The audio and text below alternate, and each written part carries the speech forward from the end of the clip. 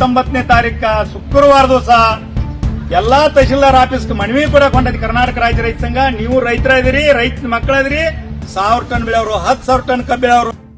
ಕರ್ನಾಟಕದಲ್ಲಿ ವಿದ್ಯುತ್ ಸರಬರಾಜು ಕಂಪನಿಗಳನ್ನು ಖಾಸಗೀಕರಣಗೊಳಿಸುವುದನ್ನು ವಿರೋಧಿಸಿ ಕರ್ನಾಟಕ ರಾಜ್ಯ ರೈತ ಸಂಘ ಹಾಗೂ ಹಸಿರು ಸೇನೆ ತೀವ್ರವಾದ ಪ್ರತಿಭಟನೆಗಳನ್ನು ನಡೆಸುತ್ತಿವೆ.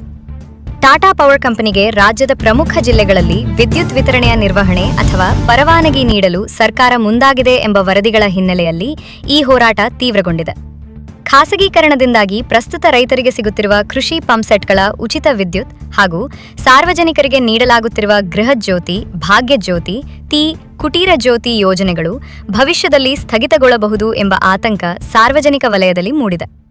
ರಾಜ್ಯದ ವಿವಿಧ ತಾಲೂಕು ಮತ್ತು ಜಿಲ್ಲಾ ಕೇಂದ್ರಗಳಾದ ಸೊರಬ, ನರಸೀಪುರ, ಚಿತ್ರದುರ್ಗ, ಬೀದರ್ ಮತ್ತು ರಬಕವಿ ಬನಹಟ್ಟಿ ಸೇರಿದಂತೆ ಹಲವೆಡೆ ಎಸ್ಕಾಂ ಕಚೇರಿಗಳ ಮುಂದೆ ರೈತರು ಬೃಹತ್ ಧರಣಿ ನಡೆಸಿ ಖಾಸಗೀಕರಣ ಪ್ರಕ್ರಿಯೆಯನ್ನು ತಕ್ಷಣವೇ ಕೈಬಿಟ್ಟು ವಿದ್ಯುತ್ ನಿಗಮಗಳನ್ನು ಸಂಪೂರ್ಣವಾಗಿ ಸರ್ಕಾರದ ಅಧೀನದಲ್ಲೇ ಉಳಿಸಿಕೊಳ್ಳಬೇಕೆಂದು ಸರ್ಕಾರಕ್ಕೆ ಎಚ್ಚರಿಕೆ ನೀಡಿದ್ದಾರೆ.